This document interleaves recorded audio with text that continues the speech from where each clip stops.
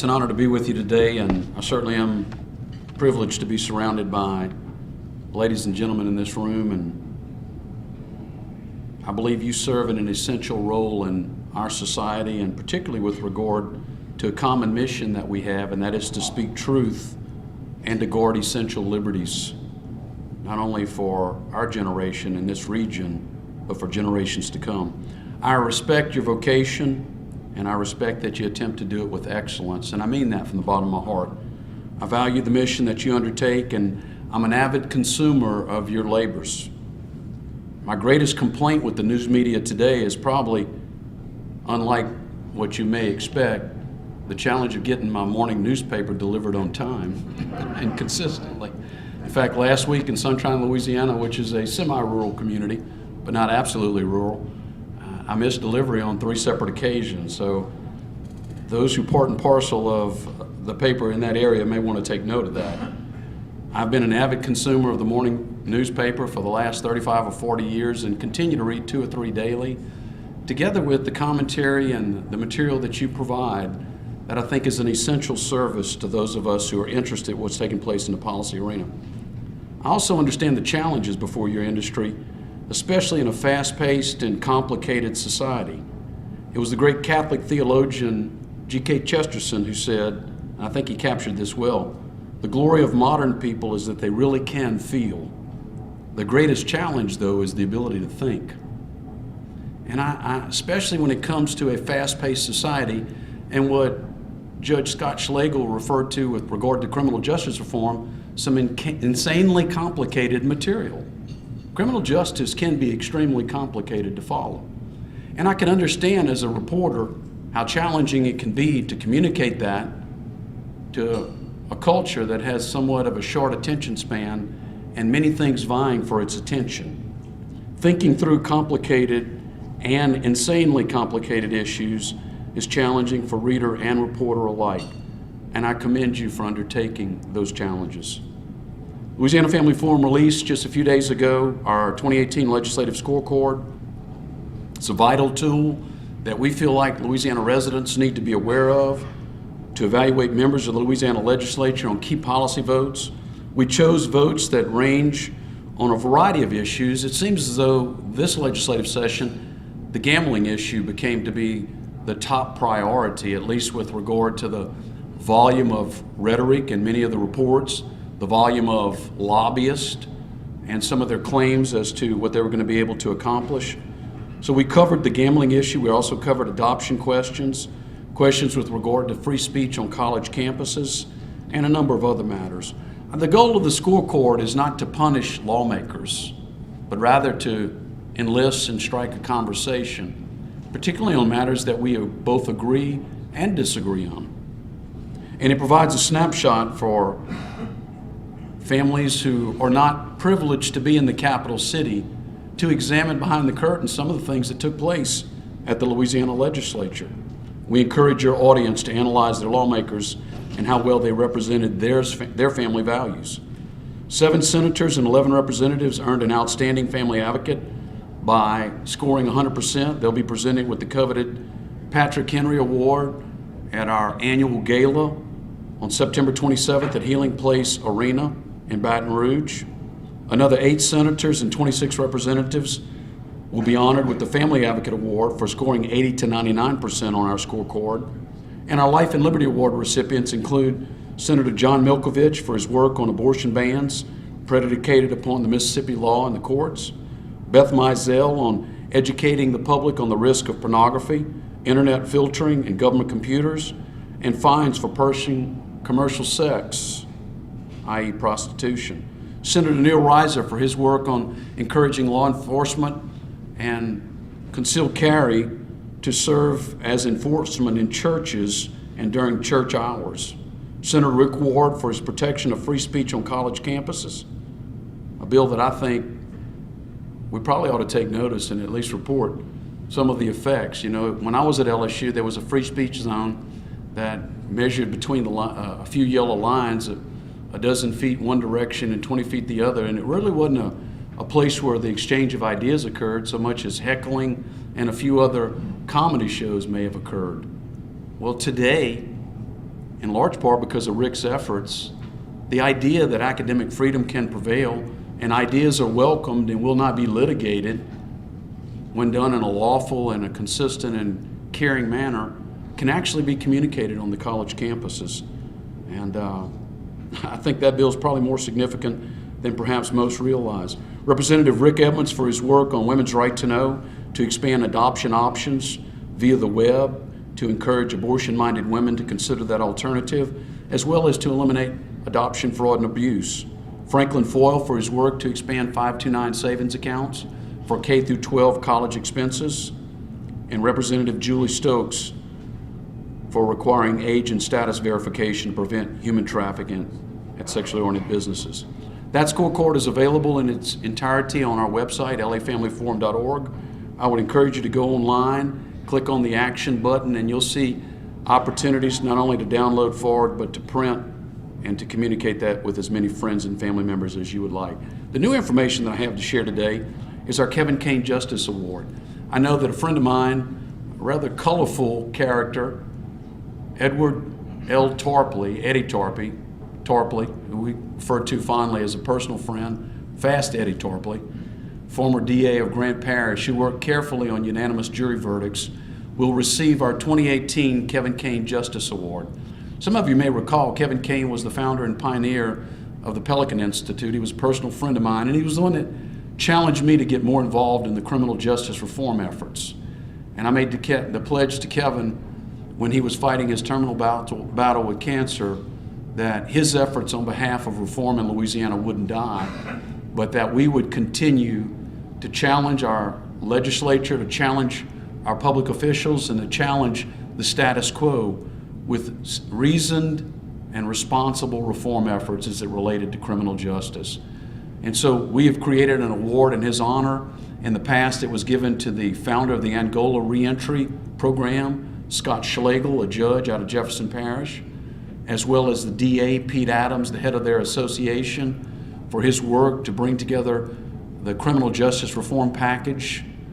I believe there was one other recipient, Jimmy LeBlanc with the Department of Corrections, who received that award last year for their collaborative efforts in ironing out the differences in a judicial task force list of recommendations. This year, that effort has continued, and the unanimous jury verdict, which is still predicated upon the vote of the people, was advocated in the legislature. Senator J.P. Morrell, whom I rarely agree with, but I'll have to tell you, there's an old joke where I'm from in Opelousas. They say even a broken clock gets the time right twice a day. And JP is a friend. We don't often agree on policy issues, but I believe he's right on this issue. If my child or yours or a friend or a family member were before a jury, I believe it's responsible to believe that a unanimous, beyond a shadow of a doubt, idea of what a conviction should exist would be a responsible and a reasonable measure. And we loaned our voice to that when it reached the House. Sherman Mack made an impassioned plea on the House floor. And I believe because of Eddie Tarpley's efforts, not because of mine, and I don't even believe because of Senator Morrell's. I think he brought a principled bill, but I think Ed Tarpley did an incredible work undertaking what he believed was a principled position to advance that issue. And I believe he's continuing to do that. I believe, if I'm not mistaken, Jim, he was here just a few weeks ago to address this body. As far as the scorecard, I'll make it available to you once again because it seems to have missed the attention of many of our news outlets, and I wanted to make certain it wasn't as a fault on our part.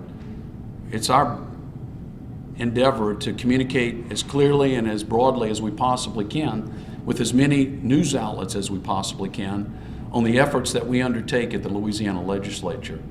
That card is predicated not upon the most important votes, because there were other votes that were equally important, but the ones that show the contention that occurs in the legislature, oftentimes resulting in divided votes and sometimes even divided parties. Sometimes members of one party crossed the line and came over to support another issue, and we like to highlight those as well as tell the families back home how their House member or Senate member is actually voting on the issues that are important to mom and pop. We don't issue these cards to lawmakers themselves, because when I was in school, they didn't give us the report card, they gave it to our parents. So I issue it to pastors and to other members of the general public so that they can evaluate their candidate on their fitfulness and or their suitability with regard to faith and family issues. Now, under our umbrella, we deal with life, liberty, and limited justice issues. So it goes a little bit beyond some of the other organizations that score votes. My friends at LABI, who I work closely with, and also Right to Life, who issue their scorecard, have a tendency to be a little bit narrower in focus. Ours can pretty much cover any of the subject matter under a life, liberty, or limited government perspective. And that's what I think makes it a useful tool to help start a conversation with members back home on how and why and what the Louisiana legislature is undertaking. And that's what I wanted to call to your attention today, as well as to remind the general public that this criminal justice issue is not completed. We're still in the process. The unanimous jury verdict is past the legislature, but it's certainly got to pass the vote of the people. We're one of only 2 states that require a non-unanimous verdict for a felony offense. And the Family Forum felt like it was important enough to not only recognize Ed Tarpley's work, but to echo that before you today, that we share in principle the agreement that it ought to require a unanimous jury verdict in a felony offense. And that concludes my remarks with regard to what I had to share today. I'll be glad to take questions and or open the floor for commentary. Yes, ma'am. Ms. Elizabeth? Yes. Okay. Are you all going to, I guess, be involved in any sort of campaign for either the unanimous jury's ballot initiative or the fantasy sports item that's on the ballot in November? Both of those issues are deeply important to us. We'll continue to do what we can to educate the general public. Oftentimes what we do is more of an educational capacity rather than advocacy. We're seen as an advocacy group, and we do some. We call to action occasionally. We'll be calling people to the polls. We'll be posting and publishing voter guide material, and we'll also be highlighting the principles behind both the propriety of those measures as they go before the general public. So the answer is likely, but more or less in an educational capacity. So can I just ask, when you say you issue a voter guide, on those issues, does that mean you are distributing that information like in churches that participate in your group? I mean, what does that look like? Well, it looks a lot like what you try to do when you published a paper or a commentary or some other independent. It's to send ideas to those who are interested parties. I don't have subscribers or those who pay for the service that we provide. We have those who loan their influence as churches and other businessmen and groups that are active in their community. So that scorecard won't just include those 2 issues. It'll include issues that pertain to the Secretary of State's race, statewide judicial races like the state Supreme Court. It's very difficult for us to have the bandwidth to do the local races. So we'll handle the matters, the U.S. congressional races. We'll handle a statewide voter guide, largely for the runoff, not necessarily for the primary. Now, the other material will be published, and we hope to propagate it through alternative media, through Facebook. That's what I call alternative media, and sources that are not necessarily your mainstream media, though we do communicate with the mainstream media. Did I answer your question? I think so. Fair enough. Yes, sir, Mr. Hightower? I'm sorry? Would you repeat the question next You got to repeat the question for me. Yes, I will. I apologize. That question was, will we be weighing in a campaign format on the non-unanimous jury verdict in the upcoming election, as well as the riverboats on land and their move to land-based casinos? Oh, I was actually asking about fantasy sports. Fantasy sports, I'm sorry. Forgive me. Yes, sir, I think Mr. Hightower was next. You were going to comment, maybe I missed it when I got up, about the Supreme Court nominee in Washington. Judge Kavanaugh, so the question is, can I comment on the Supreme Court nominee in Washington, D.C.? Yeah, I believe that the hearings are scheduled for September 4th. I have no reason to believe that will be delayed. I understand that with Senator McCain, God rest his soul, and his burial and the processional that'll follow that the governor in Arizona will not be commenting on anything to do with the replacement until after all the exercises are completed, which should have transpired prior to the opening of those hearings and certainly before a full Senate vote. I have no reason to believe that Judge Kavanaugh would be anything other than a juror in the context of Anton Scalia, an excellent textualist. The American Bar Association has said he's qualified candidate, and I believe that the Senate's going to confirm him. I have no reason to believe that that'll be derailed. There are efforts and campaigns underway to try to delay that. I think it's unlikely to be successful, in my personal opinion. Reverend Mills, Susan Collins, Senator from Maine, a Republican, in a meeting with him, said that he was of the mind that Roe v. Wade is, quote, settled law. That would presumably mean he would not vote to overturn Roe v. Wade. Does that in any way give you pause? Not really. I think the question was, Senator Collins has asked Kavanaugh in a private closed-door hearing if his statement that Roe v. Wade is settled law would give me pause as in supporting his nomination. Number one, I believe that those conversations are largely private, and I believe that is an expression unless and until a matter were brought before him that would change a specific policy matter that would be brought specifically with regard to the Constitution or law. He's likely not to comment on anything outside of that parameter, and I find that to be prudent amongst our judicial nominees, and not uncommon either. Yes, ma'am. Obviously, one of the candidates in the Secretary of State's race, Representative Rick Edmonds, has worked for your organization previously and is still closely allied with the organization. Are y'all going to be endorsing him or promoting his candidacy? Well, the question is, do I have a favorite pick in the Secretary of State's race in light of the fact that Rick Edmonds, a 20-year friend of mine, is in the race? The answer to your question is no, I generally don't endorse in local races. I will have to tell you, I got a number of friends in this race. H.E. Crow is a qualified recipient of a number of our Patrick Henry Awards. In fact, I think he and Mike Walsworth compete for the top award recipient in the history of that award. But Rick has been a friend for 20 plus years. He's been in the trenches with me. He didn't just serve on my staff when he was a pastor at Calvary Baptist Church. I was a missionary of his church. We worked closely on a number of matters. There was a young man in his congregation that today we call Congressman Mike Johnson, who was a young student in law school when we first met. Rick and I go back a long way, and his lovely wife Cindy. I think that the general public has excellent choices in this race. And I'll just leave it at that. I think Rick would be a good choice, and I think there are a number of other good choices, and the public will be left to make up their mind on their own.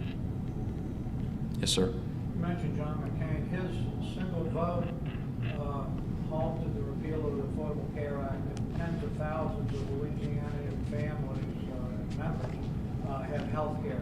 Does your organization have a position on families having health care? That's a rather long question. I don't know if I can capture it entirely. Senator McCain, do I need to repeat the entire question? Senator McCain voted against the repeal of the Affordable Care Act. So Senator McCain voted against the repeal of the Affordable Care Act. That is correct. And as a result, we have thousands of Louisiana families that have health care under that program in Louisiana. Do you have a position? Yeah, the Family Forum hasn't weighed in on the Obamacare or the Federal Health Care Act that mandates the purchase of insurance and or makes it available to a largely uninsured audience in the state of Louisiana. I do believe in the papers this morning I read that Louisiana and 4 other states just received a settlement in a case as to whether or not that was legal or constitutional to the tune of about $290 million. So the question as to whether or not that was good judgment and or necessary for commerce and for the constitutional is still being sorted out by the courts. we generally take the case that, or the place that competition is healthy and the best government is limited government, particularly when it doesn't interfere with the lives and or particularly the life of individuals. We had a concern about what we believe were mandates that were included in there that were unnecessary and or unhealthy to the lives and the future of some people. And that was our position all along. Other questions? Mark? J.D. Greer, the new president of the Southern Baptist Convention, called on evangelicals to decouple their identity with Orthodox Republican platforms in order to kind of revitalize the church and to see about increasing participation in church. How does that impact organizations like the Family Forum? The question is, does the Southern Baptist call to decouple religious affiliation and or religious, how did you say it, Mark? Well, I was trying to use his words, but J.D. Greer's words. Yeah, the identity. Identifying with the Trump administration for the purposes of honoring the local church as opposed to a Republican or a Democrat party. As opposed to being involved in advocacy for... As opposed to advocacy within the current administration. Look, for me, it's never been about the current administration. I don't trust the donkey and I don't trust the elephant. I represent the Lion of the tribe of Judah and the Lamb of God. And I believe that we have a moral obligation to speak truth with clarity to this generation. And sometimes that speaks to something that's being advocated for on behalf of one party, and sometimes it represents or is better advocated for in another party. With regard to the current administration, I think it's healthy to have a certain degree of separation from a political advocacy. Now, I think it's a mistake to think, though, that the moral issues of the day that are picked up by political candidates make that a disqualifier for the church to speak to, because I just don't believe that. I believe we have an obligation to speak truth with regard to life from the earliest moments of conception until natural death, whether it's with regard to a man's right to have a just jury verdict regardless of the color of his skin or the location of where he was born or who his daddy is. And I think that that's imperative, that the moral voices in society today provide clarity with regard to that. I think it gives light to the general public and to those who are interested in the matter and really do have an open mind or an open heart to discuss and evaluate those matters of a way forward. And sometimes that means combining different constituencies, like I think we were able to do with criminal justice reform. I'm not a subject matter expert on criminal justice, but we've been building churches and prisons since I came to Christianity in the early 1980s. I've worked with prisoners, I've watched them change, and I believe it's very legitimate for the general public and some of my friends in the DA's Association to say, hey, that man is violent and he's dangerous. And so we agreed on a threshold below nonviolent, non-dangerous. By the way, the criminal justice reforms have produced a prison population that's almost exclusively violent and dangerous now, because the portion that was in question through the reforms has not only reduced the overall prison population, I think by 7.9%, if I'm not mistaken, 7.6%, the overall drop in population in the 9 or 12 months since the reform has been enacted. I think it's touched that population that falls below the threshold of violent and dangerous. Are we going to discuss the other matters of what constitutes nonviolent and non-dangerous? I think that really has to do with the general public and those same subject matter experts' ability to come to some level of agreement, not just with the governor, not with the candidate for office, but on principle as to what's going to be best for Louisiana and what would we like to see Department of Corrections look like. I don't know about you, but when I look at the Angola reentry program, my thought is this is the best kept untold good news story in the state of Louisiana.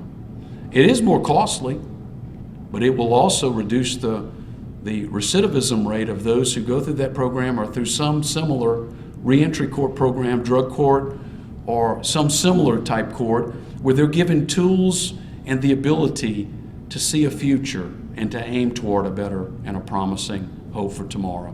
I believe that's a good idea. And I don't believe that's neither Democrat nor Republican. I think it's good common sense. Laney? I may follow up on that, sir. Yes, neither you nor FYI, are a public subject matter expert, but are there any specific things coming up? We're going up on a legislative session, which it will be an election year. Are there any specific legislative initiatives that will follow up on this, or are we in like a 2-year implementation mode before? On the criminal justice? So the question is, do we have direct immediate issues on criminal justice going forward in the upcoming legislative session, or are we in a 2-year waiting and watching pattern? That's an excellent question. We probably need to give time for the current set of reforms to set in. There is a cleanup that's inevitable. That law is a very imprecise instrument, and oftentimes what you intended to accomplish is not actually what you accomplish. And the DAs agree to that, the sheriffs agree to that, lawmakers agree to that, the full floor agreed to it. And at different times we come back and we say, hey, this is what we intended to do. This was an inadvertent impact on the basis of some of our actions. It's not what we want to do, and we do some omnibus cleanup. I think that that's going to continue. But I think with the election season that's underway, with the turnover, with term limits in the next legislative session, it's going to be very difficult to talk very much about substantive reforms other than very modest. And I think that's one of the reasons that JP moved so quickly on the non-unanimous jury verdicts. He felt like my tenure here is about to be over, and this is something I'd like to see happen. And what he did is he gained an audience and approval. That will probably be very difficult next year, if not impossible. Yes, sir. As you go about identifying these 10 pieces of legislation to grade on, and can you describe the process of narrowing it down to those 10? Yeah, it's not necessarily 10 on one side. I think it's 11 or 12. And generally speaking, it's got to do with the number of votes that we have available. We try to create a bell curve. There ought to be room on both sides for improvement and a conversation, so that eliminates some unanimous votes, for instance. We try to include a few of those because ideally they're important. The gambling issue had a disproportionate impact this year, and I think it impacted members of the Senate, say like Senator Conrad Appel, who is a friend of mine, but we don't always agree on the expansion of gambling or how rapidly it ought to expand in the state of Louisiana. I think the fact that we had so many measures that were presented and so many actual votes that we couldn't ignore the 3 on one side and the 4 on the other, and I think it directly impacted this legislative scorecard. Others are the obligatory battles. I mean, sex surveys are something we fight every year in the Louisiana legislature. We think there's no appropriate way to ask a child an inappropriate question. And it's important that we recognize that if we really want to get medical help or professional help for someone who's in a dangerous behavior, we need to understand what's medicinal to some children can be poison to another. That needs to be done on an individual basis. You don't need a law to do that.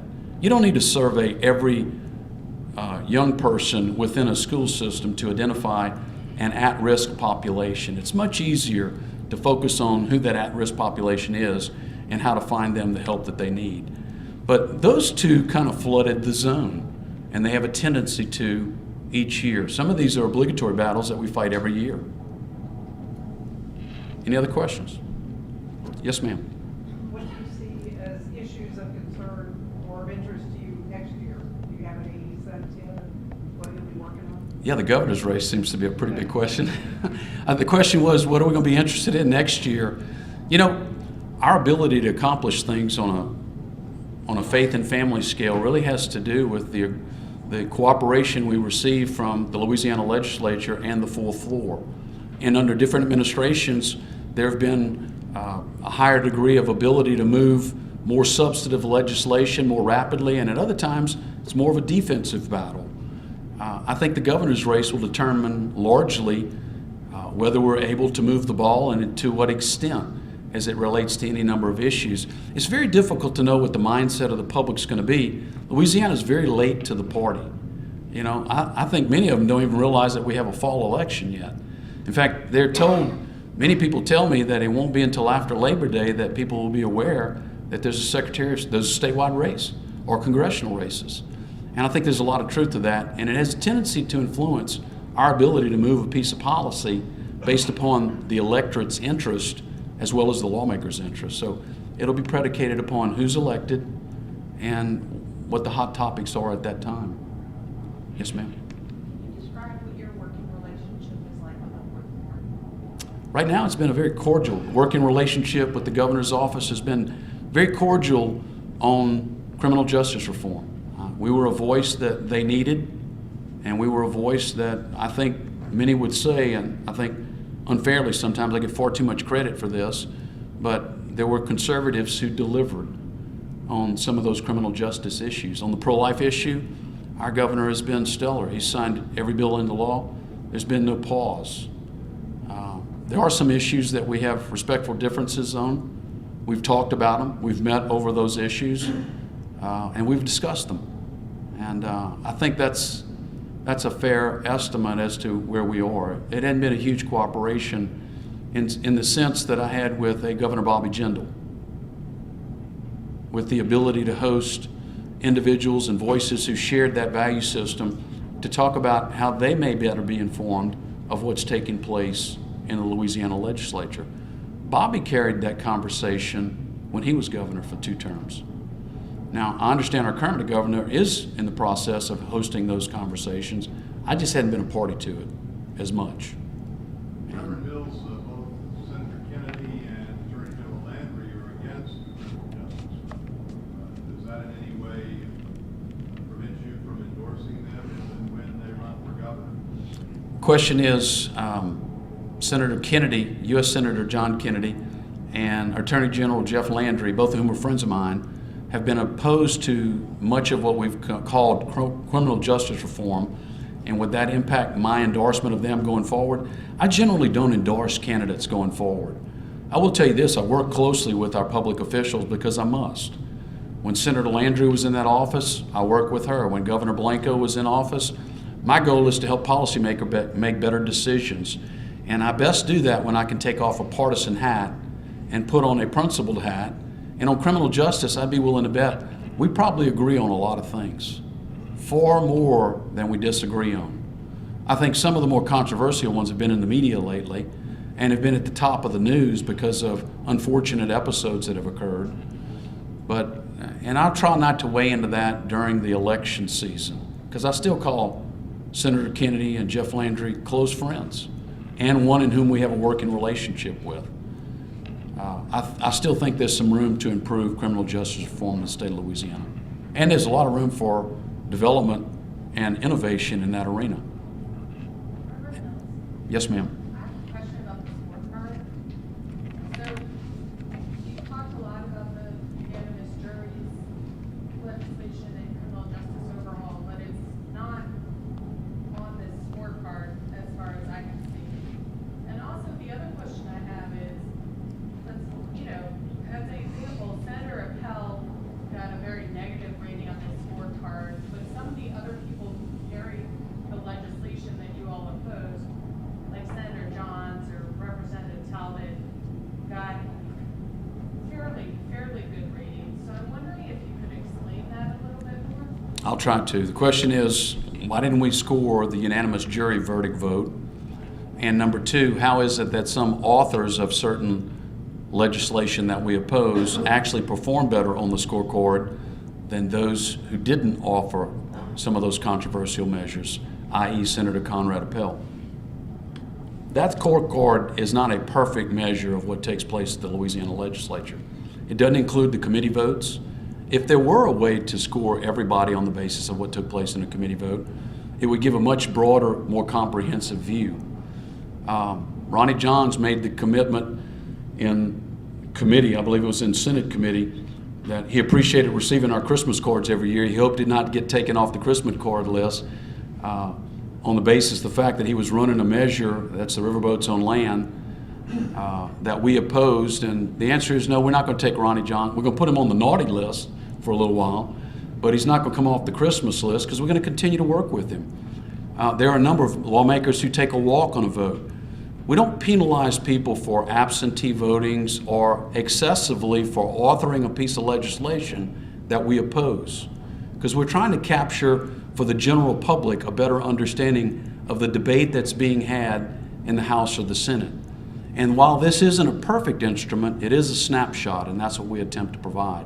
Now, if you do miss more than 5 votes, you got to be present and voting and at least 50% of the votes in order to be considered a candidate for a score. And so you'll see a little white category down there.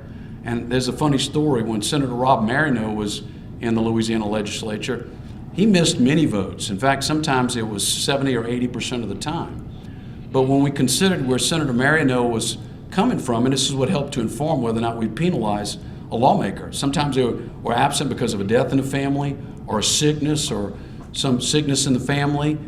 In Senator Marino's case, oftentimes he didn't support us on a given measure, but when he took a walk, that was a move in our direction. And we felt like it would be unfortunate to penalize somebody when they did that.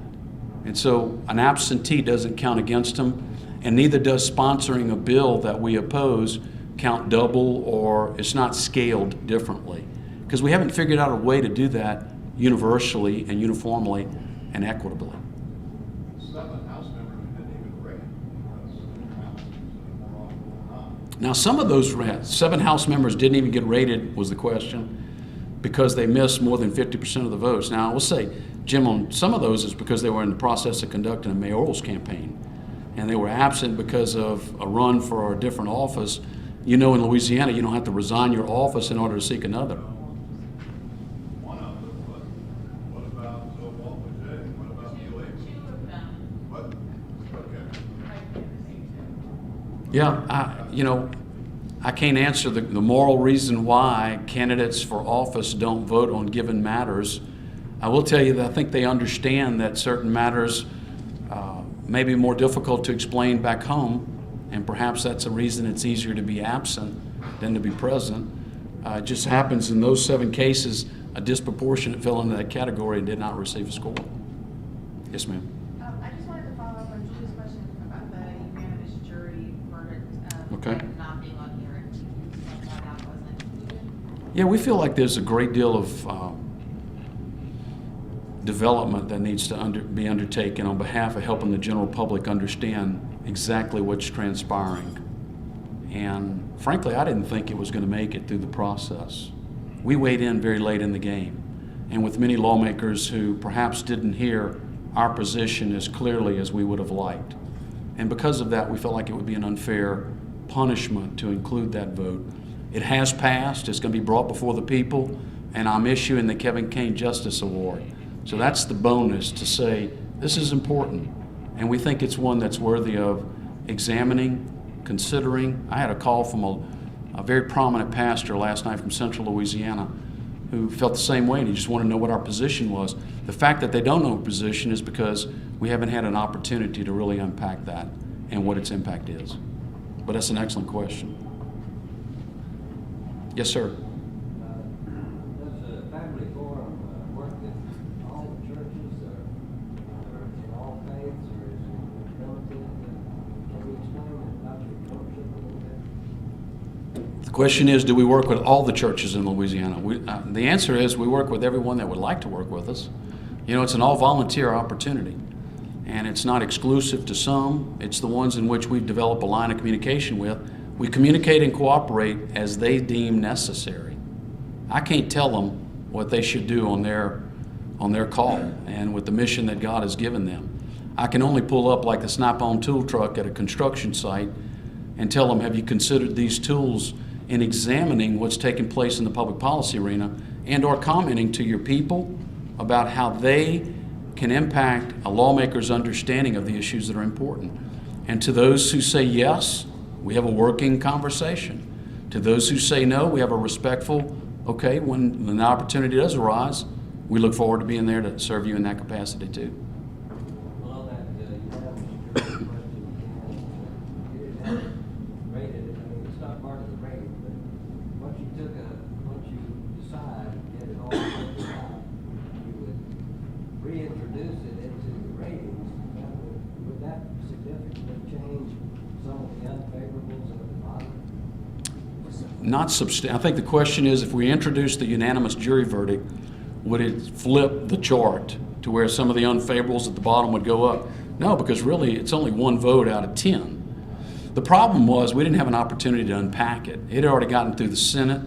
It had made its way to the House committee. It was in the House before we actually weighed in, because we didn't have it on our radar as one that was a viable bill. Historically, We didn't think it had a chance to go forward.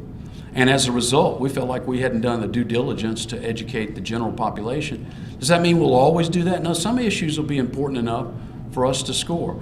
I felt like it wasn't. I felt like it's something we still need to do continuing education on. Besides, it's going to be on the ballot for the voters to decide. And I think that opportunity to have this conversation is an essential one. And frankly, I need those legislators' voices back home talking about it in order to see it cross the finish line. Some people don't realize this, but our goal isn't just simply to produce a card, it's to produce results. If you'd like to see Louisiana's unanimous jury vote change, help me get the word out. Help me get the word out about the lawmakers that made it possible. They'll be the ones who convince their constituencies, because of a trust relationship, that it's best for Louisiana, it's best for corrections, and it's best for our judicial system. And I'm not asking you to advocate, but it is a form of advocacy. Truth has a tendency to do that. Yes, sir. Kane, you admitted that this scorecard didn't get the traction in the media like it's been hoped so far. And on button up with Mark's question about church attendance, yesterday's article in the Advocate talked about less and less church. Do you feel like your family forum's influence is waning? And especially in today's culture, same-sex marriage, stem cell, right to die, gambling, and how a lot of states are moving in that direction. So the question is, our scorecard didn't seem to get the traction that it has in the past. And with an Advocate article talking about church attendance being at an all-time low and social issues kind of flipping in society, do we feel like Louisiana Family Forum's advocacy or influence is waning? We posted an article on Facebook last night. It got 7,000 posts. So, I think it really depends upon the issue. There's not everything that's going to capture the general population's attention. But when you're talking about our family or our children or issues that are important to people, when LSU football comes alive, it has a tendency to flood the zone. And I think those issues will as well. I think the question of gambling and its impact upon the state is going to be far more impactful than we can conceive, and that either you or I could communicate right now. But there's going to be a day when we say, you see, this is what we were talking about. Typically, that's when they come back and they revisit the question. That's the beauty of the courts, is that our U.S. Supreme Court, while it's the final arbiter of all disputes, is not an infallible court. It's reversed itself over 200 times in the history of the court. It's why we advocate to put Kyle Duncan on the Fifth Circuit Court of Appeals. It's why we pressed into Senator Kennedy to get his support. And frankly, I got to tell you, once he got on board with Kyle, he was one of the biggest advocates of Kyle's placement on that court. And I still foresee that be the case. That's one of the reasons that we fought aggressively for a Louisiana resident to be on the highest court of the land. I think Amy Barrett's going to be next in line if there's another vacancy before the court. So I would say our influence probably rises and falls based upon the attention span of the general population and our ability to cut through the noise. And there's a lot of noise today. I don't know about you, but I'm busy taking care of sick and elderly parents, raising kids, and trying to mind my own business and make certain that everything that I'm responsible for is taken care of. I believe that's the case with many in our general population. I don't think they've lost interest in the paper or the news. I think the zone has been flooded with sometimes too much information, or information that they view as a threat, and they have a tendency to tune it out. And I think there are times in which when you're tuned out, it's very difficult to resonate until something confronts them. And that something might be a threat, it might be a storm. When the storms rolled through here, back in Katrina, and our network of churches, it wasn't everybody participating, but our small network of communicating, cooperating churches moved $98 million of goods and services at no taxpayer expense from Longview, Texas to Long Beach, Mississippi, and about 90 miles inland, just by communicating. So I would say no, it really depends upon the issue and how big the threat is and how they perceive that threat. How do you grade President Trump? It's a good question. It's like the French Revolution. It may be too early to tell. What do you like about him or not like him? I like his judicial nominees. What do you not like about him? The coarse manner in which he communicates. I think it makes it very difficult for evangelicals to support much of how he says what he says. Yes, sir. In an imperfect world, Republicans now declare that capital punishment is not to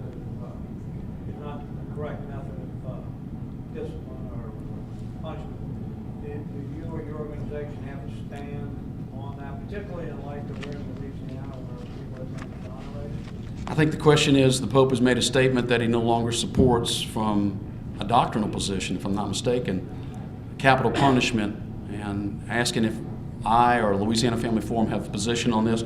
I have great respect for my friends who are Catholic. I was raised Catholic. I believe that Scripture is inerrant and it's infallible. Genesis is very clear. When one man sheds another man's blood, by another shall his blood be shed. I find it very difficult to overwrite Scripture.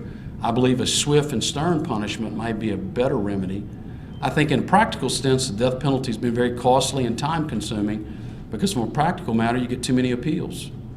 So I would differ with my friend as he relates to his position on the doctrinal matter. I believe Scripture is clear.